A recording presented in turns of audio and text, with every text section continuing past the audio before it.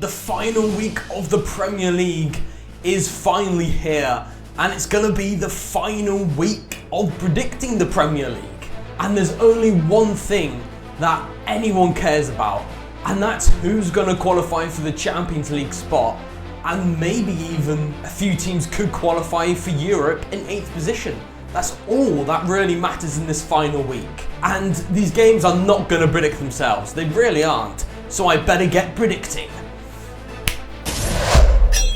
Starting at the Vitality Stadium, it is AFC Bournemouth versus Leicester City. All these kickoffs are at 4 PM on Sunday on the 25th of May. But Leicester City is going out with a pretty decent bang. They beat Ipswich 2-0 and hasn't lost the last 3 games. And you know what? I've got a sense feeling Jamie Vardy's last game for Leicester, he's just scored his 200th Premier League goal the game before, and considering Bournemouth can no longer finish in 8th position, they no longer can get European football, which means it's 2 teams not really playing for much. And I feel like in recent time Leicester have shown brilliance, more brilliance than ever, and I feel like they're going to keep that up. And they're not going to get a win, because I still feel like Bournemouth is obviously the better side, but I do feel like they won't end on a loss. It will be 1-1 in Jamie Vardy's last game. I'm a bit tempted to go for a win to Leicester, but I'm going to have to be a bit realistic. Bournemouth are still a good side, but both teams no longer have anything to fight for, so both teams will draw.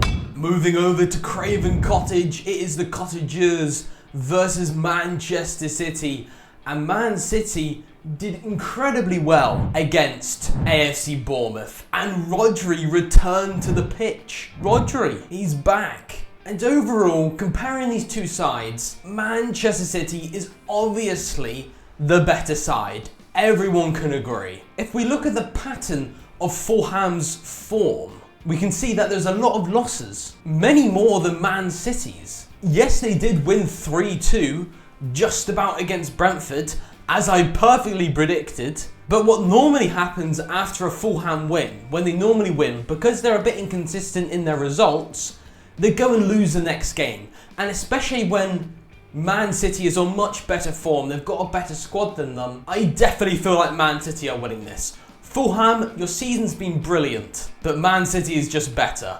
3-1 to Manchester City. And can I say, Omar Marmoush, what a goal. And Man City, that was incredibly disappointing football you played against Crystal Palace. But nonetheless, Premier League football is different to that FA Cup final. Over to the Molyneux Stadium, it is Wolverhampton Wanderers versus Brentford.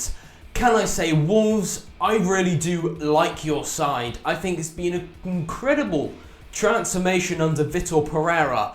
But in recent time, they've been going on a losing streak. Straight after they went on a winning streak. So considering they have been going on a losing streak, and yes, Brentford did lose to Fulham 3-2, considering Wolves lost multiple games, I still feel like Brentford are going to win. You have to remember, if Brighton lose and Brentford win, yippity-doo-dah, Brentford have a chance to get into European football. So they've also got more to fight for, Brentford. So I'm going 2-1 away from home. I mean, Wissa and Mbeumo continue to score goals and goals and goals, and assist goals and goals and goals, and be brilliant players under what is a great managed side in Thomas Frank. I see them definitely winning. Moving over to game of the week, you could call this. It's at the City Ground. It's Nottingham Forest versus Chelsea. Now, Nottingham Forest sit in 7th position, whilst Chelsea's in 5th. And there's only a point separating them, so they're practically in the same position. And I don't feel like going for a draw. I feel like I'm going to have to go for a winner, either Nottingham Forest or Chelsea. I don't want to go boring and go down the middle, because that's what I do all the time. And last week, there were 0 draws. So that probably means there isn't going to be many draws this week. But looking at it, Chelsea, you've won 4 out of your last 5 games. Like, that is really good, including a win against Liverpool. You won just about 1-0 against Manchester United in the last game, but a win's a win. And overall, in recent time, I feel like Chelsea have been looking better than Nottingham Forest. Sorry Nottingham Forest, but you did drop points quite a bit before you faced West Ham. And looking at it, West Ham could have easily got a point. So I haven't been incredibly convinced by you, Nottingham Forest, but you still have great players at the side. Morgan Gibbs-White being one of the highlight in the attack, and you've still got a solid defence with Murillo Milinkovic and a great goalkeeper, which just kind of came out of nowhere this season, Matt Sells in goal. So looking at it, I don't see any more than 3 goals going in this game, because Nottingham Forest, you still have a great side, and the reason why you've propelled up the league so much is I've noticed a bit of a pattern. It's because of the style of play by Nuno Espirito Santos, and because you have a great defence as well. Your goal is to get the first goal as quick as possible, and when you get that first goal, you allow the other team to have way more shots than you, way more shots on target, way more crosses, way more possession, way more passes, and you just use your defensive qualities and great goalkeeping to your advantage. That's how it always works.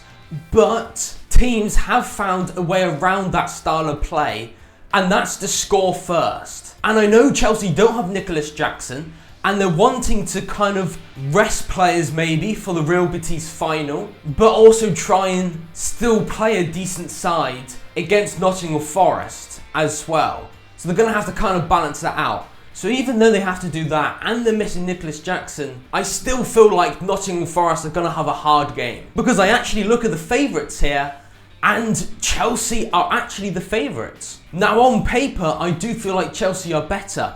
And overall, in terms of form in recent time, Chelsea do look better. I mean, Nottingham Forest drew to Leicester of all teams. And overall, this could go either way.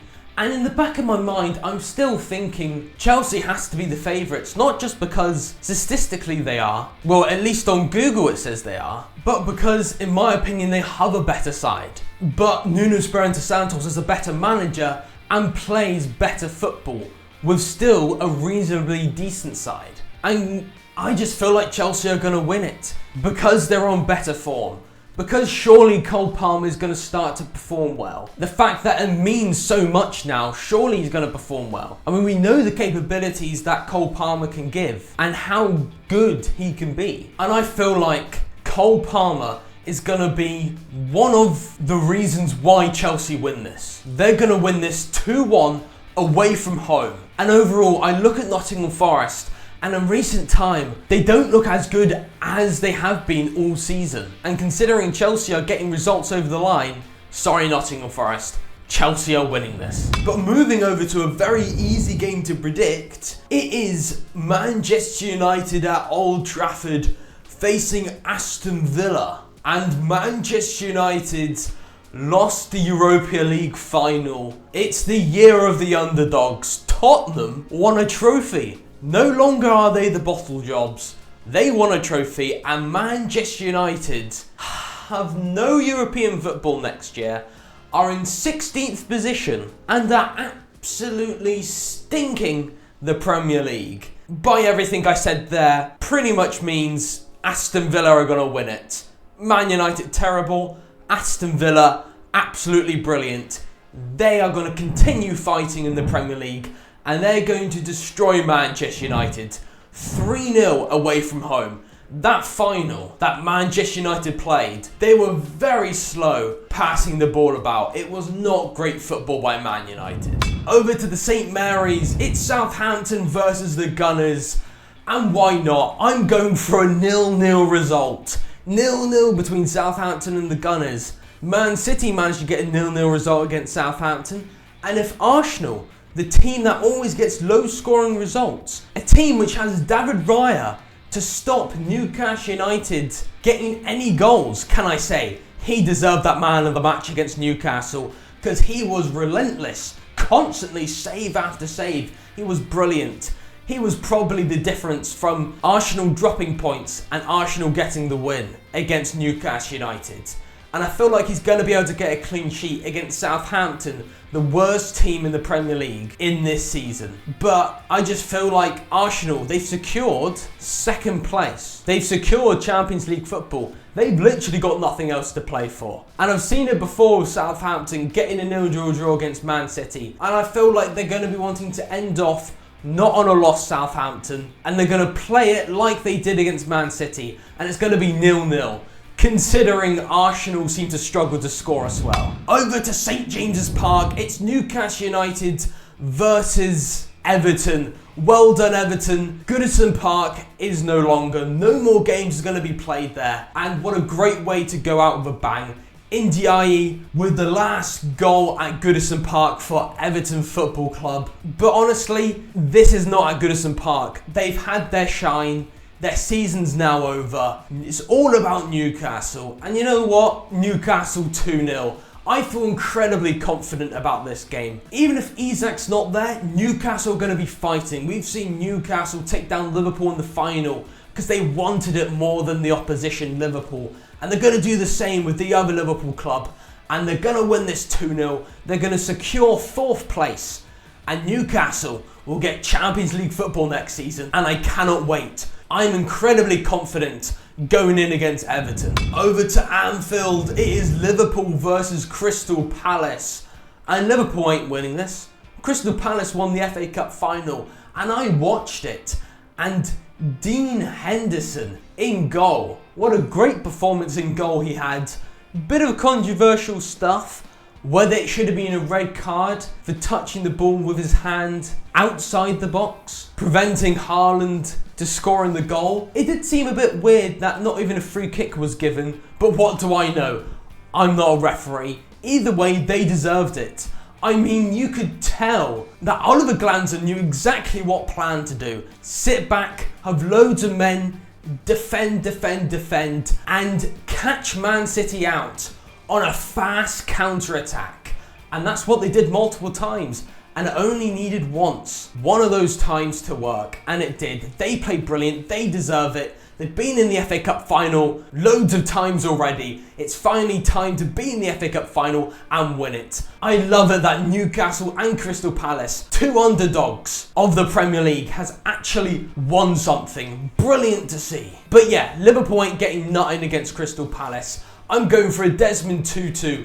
I say nothing, they're getting at least a point because they're at Anfield and they're not going to be wanting to end this season with a loss. Both teams don't have anything to play for, so both teams are going to get a draw. Honestly, it really doesn't matter. Over to Portman Road, it's Ipswich Town versus West Ham. And you know what, West Ham, you're not going down, but Ipswich is. And I feel like at Portman Road, the last game in the Premier League this season, Ipswich are going to give it their all. They did lose to Leicester, but I've seen Ipswich have great games this season, not looking too bad. And considering West Ham is one of the easier games, it's going to be a seriously close game. And they're going to win this 2-1 at Portman Road. Ipswich are going to go down with a fight.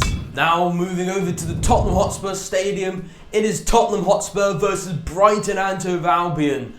And well done, Tottenham. As I said earlier, the year of the underdogs, because it's true.